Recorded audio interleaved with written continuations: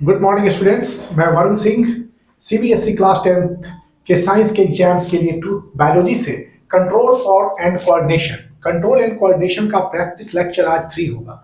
तो control and coordination के practice lecture 3 में केवल एमसीक्यू ही होगा और ये बहुत ही इंपॉर्टेंट है आपके 2024 एग्जाम्स के लिए। सो go through this MCQ.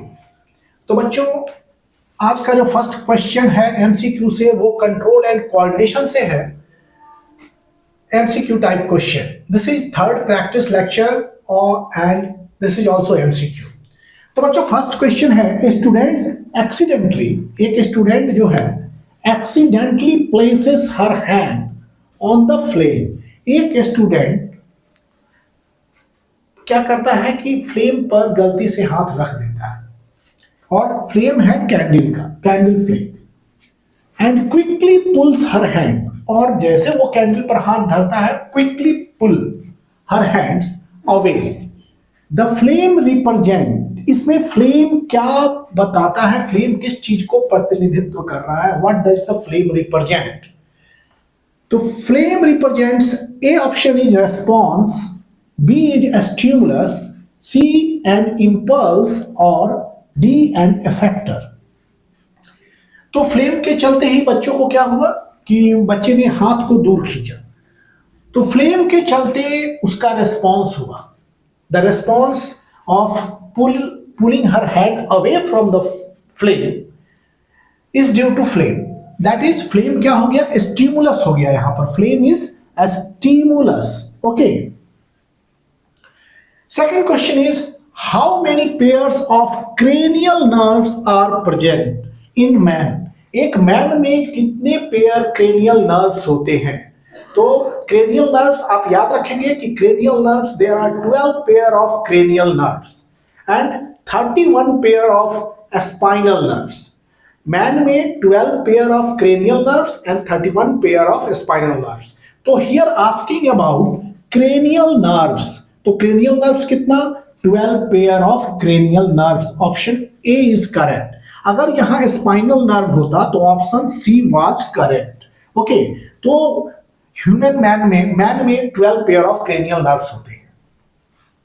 Third question है the hormone that is used to keep flower fresh. कौन सा हार्मोन जो है वो फ्लावर को फ्रेश रखता है। ए ऑप्शन है cytokinins, B option gibberellins, C is auxins and D is abscisic acid. Okay, तो बच्चों यू नो दैट साइटोकाइनिन जो होता है सेल डिवीजन कराता है, it promotes cell division. Cell division के कारण क्या होगा, फ्लावर आपके फ्रेश रहेंगे। तो कौन से हार्मोन्स जो होते हैं वो keeps flower fresh, cytokinin. Cytokinin क्या होता है, used to keep flower fresh, ये फ्लावर को फ्रेश रखता है ना। अब third question, very helpful MCQ from control and coordination. Biology है ये आपका, बायो का control and coordination.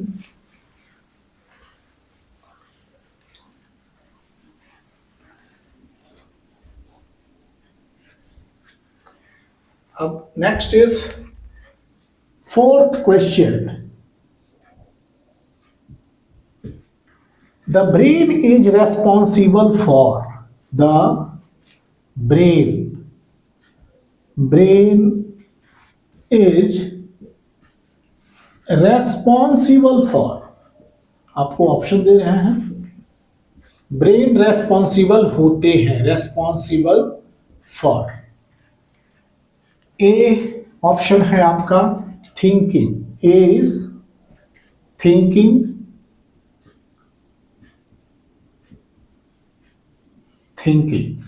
B is regulating the heartbeat, regulating the heartbeat, heart beat को रेगुलेट करने में। C option is balancing the body, balancing Balancing the body. Balancing the body. D, all of the above. D is all of the above. बच्चों, brain हमारा दिमाग, brain is responsible for, brain को किस चीज के लिए जिम्मेवार माना गया है? थिंकिंग के लिए, yes, that is for brain, brain का पार्ट है, responsible for thinking, regulating the heart beat, heart beat को रेगुलेट करता है, ये भी ब्रेन का काम है, ब्रेन का मेडुला विच परफॉर्म्स इनवॉलेंट्री फंक्शन, वो हार्ट बीट को रेगुलेट करता है, hind brain is a part of brain, balancing the body, cerebellum is a part of hind brain, this also performs balancing the body and maintain posture. D option is all of the above. तो सभी different part of the brain perform different function. तो thinking for cerebrum which is the largest part of brain, cerebrum, regulating the heartbeat वो भी brain का part, medulla, balancing the body वो भी brain का part, cerebellum. So all of the above is your correct answer. Okay, D is correct answer. Fifth question.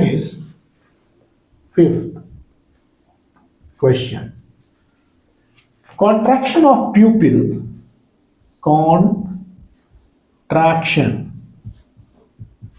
Contraction of pupil. Pupil का contraction of the eye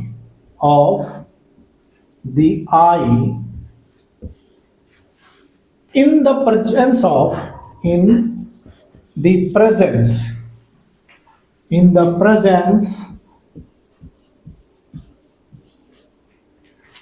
bright light,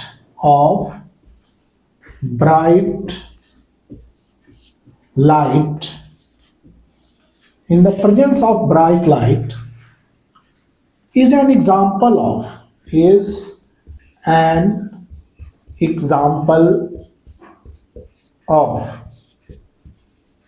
that is pupil का contraction. Okay, in presence of bright light is an example of, किस चीज का ये example है? A is, option is voluntary reflex,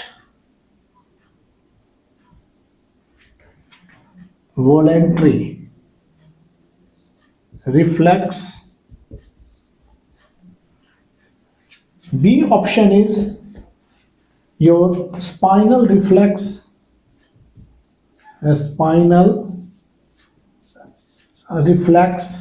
C option is your cerebral reflex,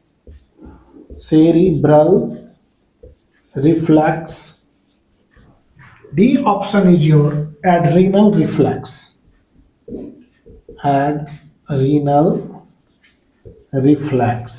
okay.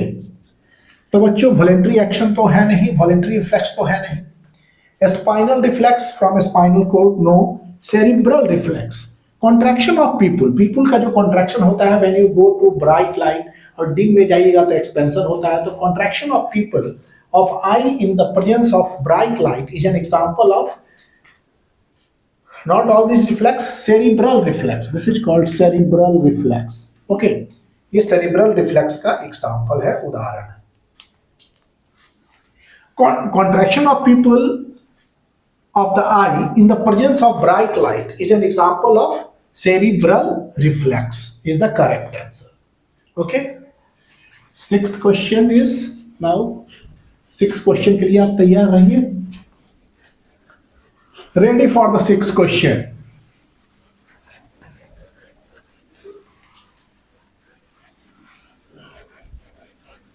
Sixth question है हमारा बच्चों, हमारे वीडियो के अंत तक बने रहिए। Sixth question is, which of the following is not an involuntary action? Which of the following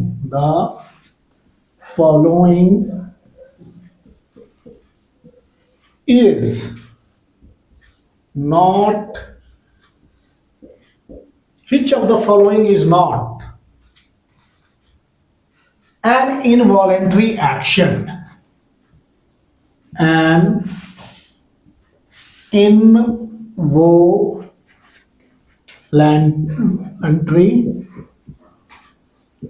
action. Involuntary action कौन सा नहीं है? ए ऑप्शन इज, ए में है आपका vomiting. Vomiting, it is not under the control of our will. तो ये इसमें क्वेश्चन में कह रहा है कि नॉट इनवॉलेंट्री, जो इनवॉलेंट्री नहीं है, दैट इज जो वॉलेंट्री है. बी इज चीविंग, खाना हम चबाते हैं, this is chewing. C is heart beat, heart beat. And D option is salivation, salivation. तो कौन सा? Salivation is not under the control of our will and vomiting is also not under the will, heart beat is not. तो कौन सा? Chewing. जब हम चबाते हैं, दिस इज अ वॉलेंट्री. ये वॉलेंट्री कहने का अर्थ है कि not involuntary, not an involuntary, that is voluntary. Okay, this was the sixth question. Now seventh question है. Seventh question is, seventh question है which part of the nerve cell, which part of the nerve cell contain nucleus, cell contain nucleus. Which part of the nerve cell, nerve cell का कौन सा भाग जो है वो nucleus contain करता है? Which part? A is nerve cell contain nucleus. A, axon. B, dendrite. Dendrite. C is cyton. D is nerve ending. Nerve ending. तो बच्चों ये जो है साइटोन, ये दिस इज कॉल्ड साइटोन. और न्यूरॉन्स का ये साइटोन भाग जो है, यहां से ये दिस इज साइटोन, यहां तक साइटोन है. साइटोन कंटेन्स न्यूक्लियस, इसी में न्यूक्लियस होता है. Which part of the nerve cell contain nucleus? तो axon there is no, dendrite there is no, nerve ending there is no nucleus. तो किस पार्ट में होता है? नर्व के cyton. Cyton contains, this is nucleus, cyton में ही न्यूक्लियस होता है.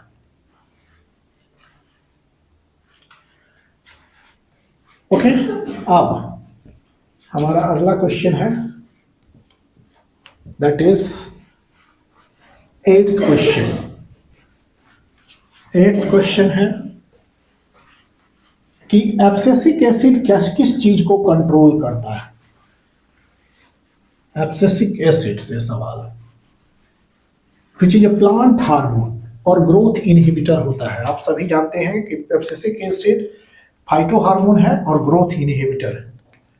तो क्वेश्चन है, eighth question, abscisic acid, abscisic acid, इसको ए भी लिखा जाता है, controls,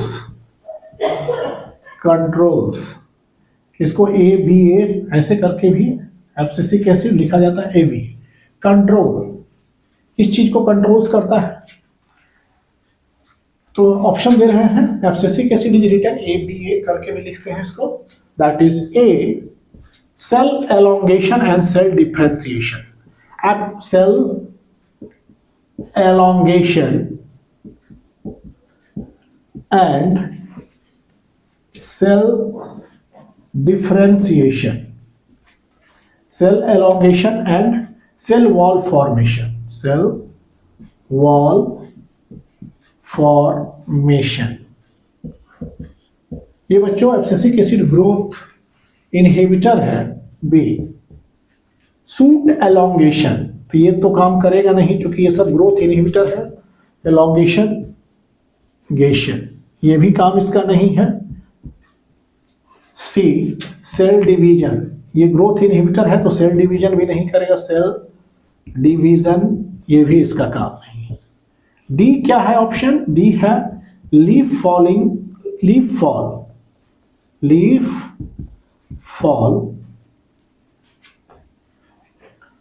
and dormancy,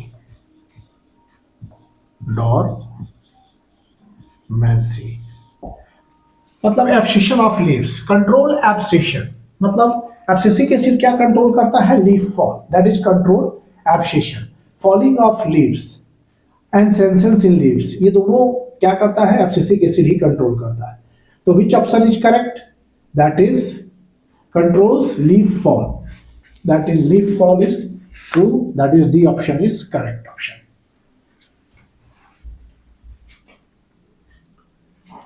question 9 question है आपका, which of the following act as, which of the following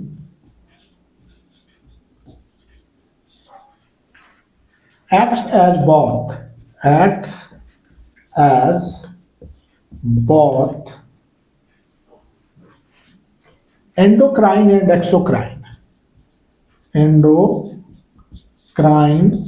and exocrine। Endocrine और एक्सोक्राइन ज्यादातर ये लीफ फॉल से संबंधित है। लीफ फॉल याद रखेंगे, leaf fall and senescence in leaves. तो लीफ फॉल जहां भी हो एब्सिसिक एसिड, सेंसेंस भी एब्सिसिक एसिड कराता है। एब्सिसिक एसिड के बारे में 9th क्वेश्चन है, which of the following act as both endocrine and exocrine. कौन एंडोक्राइन एंड एक्सोक्राइन के लिए है? तो एक्सोक्राइन दोनों ग्लैंड है, exocrine gland.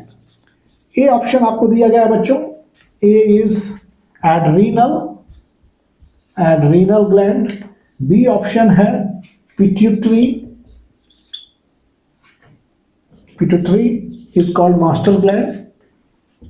C option is ovaries. D option is pancreas. Pancreas बच्चों हेट्रोक्राइन ग्लैंड है, एंड दिस पेनक्रियाज क्या करते हैं? हेट्रोक्राइन ग्लैंड होने से ये दोनों तरह के सिक्रेशन होते हैं, endocrine as well as exocrine, दोनों तरह के ग्लैंड की तरह बिहेव करते हैं। Endocrine glands, those gland which do not have their own duct, अपने उनके पास खुद के डक्ट नहीं होते हैं फॉर देयर सिक्रीशन। तो इस तरह का भी ग्लैंड है पेनक्रियाज। और दूसरा एक्सोक्राइन है, इनके पास अपना खुद का डक्ट है। पेनक्रियाज में दोनों तरह के ग्लैंड है, एक्सोक्राइन और एंडोक्राइन, दोनों तरह के ग्लैंड ये होते हैं। और endocrine part secrete hormone, exocrine part जो होता है वो पेनक्रियाटिक जूस सिक्रीट करता है during the process of digestion. तो पेनक्रियाज जो होता है वो दोनों तरह का ग्लैंड है, एंडोक्राइन और एक्सोक्राइन। एंडोक्राइन ग्लैंड्स को डक्टलेस ग्लैंड भी कहते हैं और वो हार्मोन सिक्रीट करते हैं। ये काम भी पेनक्रियाज का है। दूसरा, ये अपना सिक्रीशन खुद अपने डक्ट में डालते हैं, that is pancreatic juice. At the time when we eat food and during the process of digestion, pancreatic juice से पेनक्रियाटिक लाइपेज निकलते हैं, ये अपने डक्ट्स में डालते हैं। तो पेनक्रियाज जो है वो किस तरह का ग्लैंड है? वो आपका एंडोक्राइन और एक्सोक्राइन दोनों तरह का ग्लैंड है। ओके, अब चलते हैं 10th क्वेश्चन की तरफ। MCQ is very important, go through these MCQs. Exocrine as well as endocrine gland है आपका pancreas. So question is 10th question है आपका, वेरी इंपॉर्टेंट क्वेश्चन है। विच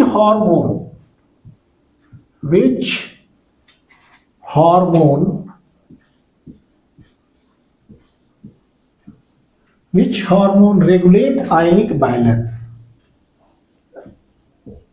regulate ionic balance, regulate ionic balance in the body. ये MCQ type question है और 10th question. Okay, which hormone regulate ionic balance in the body? Ionic balance को कौन regulate करता है? आयनिक balance, A option is given glucagon,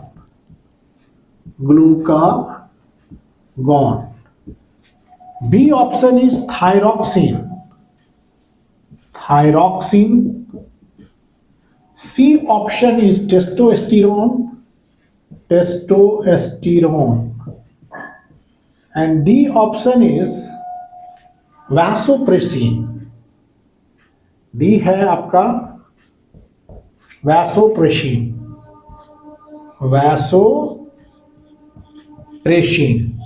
okay. Glucagon आपका जो है वो पेनक्रियाज के एंडोक्राइन पार्ट से सिक्रीट होता है, which is just opposite to insulin, जो इंसुलिन के विपरीत कार्य करता है। Thyroxine is secreted by thyroid gland which controls the metabolic function, metabolic rate को कंट्रोल करता है। Testosterone is a masculinizing hormones in male में ये पाया जाने वाला टेस्टिस से निकलता है टेस्टोस्टेरोन। वैसोप्रेसिन, और ये जो है स्पर्म फॉर्मेशन के समय मदद करता है स्पर्म, और वैसोप्रेसिन जो होता है इसका काम होता है कि to regulate ionic balance in the body. Ion के बैलेंस जो होते हैं वो वैसोप्रेसिन हार्मोन के द्वारा ही नियंत्रित होते हैं। So D option is your correct option. Okay, अब क्वेश्चन है which of the following is not a ductless gland. 11th question आपको बनाने हैं। Which of the following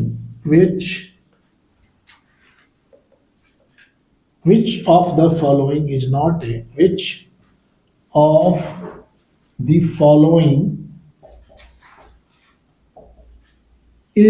a ductless gland, is not a ductless gland। Ductless gland जितने भी होंगे वो सब हार्मोन सीक्रेट करेंगे। A option is adrenal, B option is testis, C option is pituitary master gland, D option which of the following is not a ductless gland? A option adrenal, B option I am putting liver, testis forms liver, C option thyroid, pituitary भी सही होता, thyroid, and D is pituitary। तो बच्चों यहाँ which of the following is not a ductless gland? Ductless gland, adrenal gland is a ductless gland above the kidney। ये kidney के ऊपर जो है ये एड्रिनल ग्लैंड जो होते हैं ये किडनी के ऊपर पाए जाते हैं। We have a pair of kidney, इसलिए ये एड्रिनल ग्लैंड भी पेयर में है। This is adrenal, this is adrenal. Adrenal gland क्या है? ये डक्टलेस ग्लैंड है। They secrete their secretion directly into the blood. ये अपनी सीक्रेशन को डायरेक्टली ब्लड में डालते हैं। They don't have their own duct. Liver is the largest gland of our body. Liver is largest gland of our body and it have their own duct. इसके पास अपना duct है। Okay, thyroid is the largest endocrine gland of the body. Thyroid endocrine gland में सबसे largest gland है thyroid. So thyroid is a endocrine gland and it has no duct. It is ductless gland. This is ductless, this is ductless.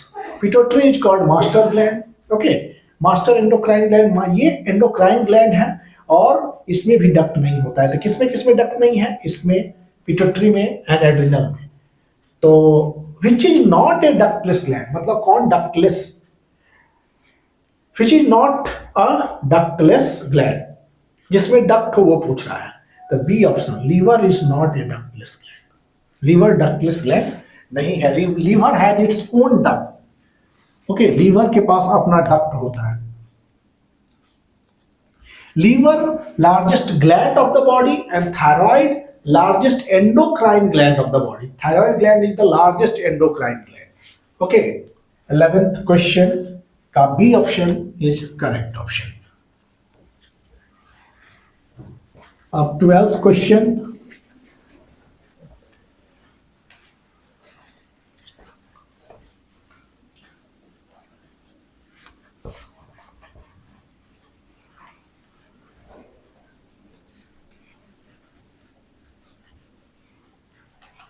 which of the following endocrine gland is unpaired? Question है यहां पर, question is 12th question, which of the following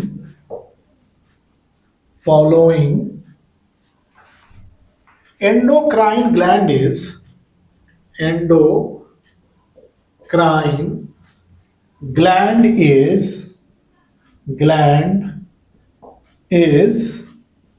unpaired? कौन endocrine gland है जो unpaired है? ए है adrenal, B है आपका पिट्यूटरी टेस्टिस, सी आपका है pituitary, and D is ovary. तो बच्चों हमने एड्रिनल ग्लैंड के बारे में बताया था कि एड्रिनल ग्लैंड क्या होते हैं, ये पेयर में पाए जाते हैं. This gland are found in pair. Adrenal, this is adrenal above kidney के जस्ट ऊपर जो है ये एड्रिनल ग्लैंड है, इसके ऊपर एड्रिनल, तो ये पेयर में है. Testis, in your scrotal sacs we have a pair of testis. Okay. Ovary, female has one pair of ovary. Okay, female के पास एक पेयर ओवरी होता है और जो फैलोपियन ट्यूब से ऐसे कनेक्टेड होते हैं. One pair of ovary and this uterus. तो female has a pair of ovary is endocrine. तो ओवरी भी पेयर में है आपका, टेस्टिस भी पेयर में है आपका, एड्रिनल ग्लैंड भी पेयर में है. तो कौन अनपेयर्ड है? तो pituitary, master gland is unpaired.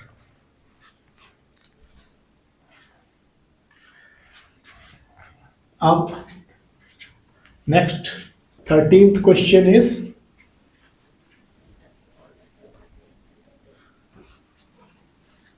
बहुत इंपॉर्टेंट क्वेश्चन है बच्चों, ध्यान से वीडियो के अंत तक बने रहिए और एमसीक्यू को आनंद पूर्वक ग्रहण कीजिए. Study this question. Which of the following is a reflex action? 13th question है, which of the following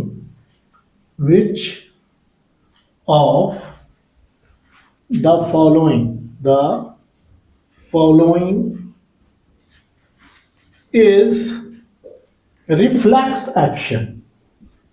reflex, कौन सा ये रिफ्लेक्स एक्शन है? Which of the following is reflex action?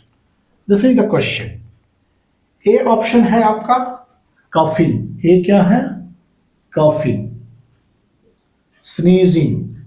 B option है आपका blinking of eye. Blinking of eyes. C option है knee jerk. And D option है all of this. बच्चों coughing is also reflex action, blinking of eye is reflex action, knee jerk is reflex action. तो option D is correct. और which part of the brain, 14th question है, which part of the brain regulate body temperature.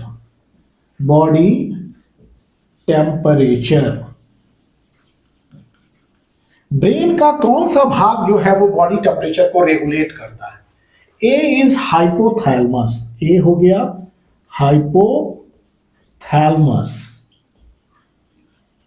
B हो गया आपका थैलमी.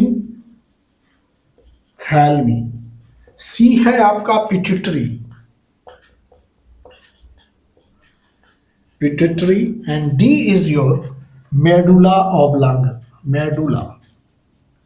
तो medulla involuntary action, लेकिन regulation of temperature जो होता है हाइपोथैलेमस, हाइपोथैलेमस जो होता है ब्रेन का वह भाग है जो कि आपके टेम्परेचर को रेगुलेट करता है, थर्स्ट सेंटर ये सब जो है यहीं पर है हाइपोथैलेमस में। और last 15th question is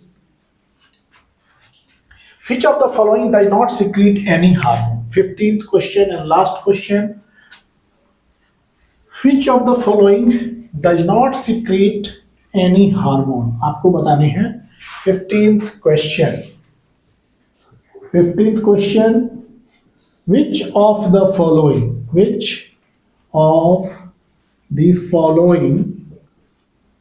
following does not secrete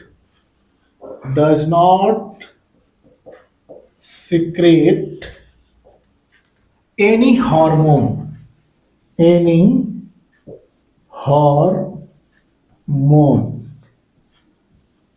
A is thyroid, thyroid बच्चों एंडोक्राइन ग्लैंड है और ये हार्मोन तो सिक्रीट करेगा ही। B ovary in female is also a endocrine gland, testis in male is also testis, and D spleen, spleen is not a gland, okay, spleen is not a gland. Which of the following does not secrete any hormone? तो spleen is the correct answer, okay। तो बच्चों ये MCQ type question थे आपके control और coordination से। तो control and coordination से आपके MCQ क्वेश्चन का ये हमारा थर्ड प्रैक्टिस लेक्चर है कंट्रोल एंड कोऑर्डिनेशन से, और इसी के साथ ये लेक्चर यहीं समाप्त हो रहा है। अगले लेक्चर में हम आएंगे शॉर्ट आंसर टाइप क्वेश्चन को लेके। तब तक thank you for watching videos, like करें, शेयर करें और हमारे चैनल को सब्सक्राइब करें। Thank you.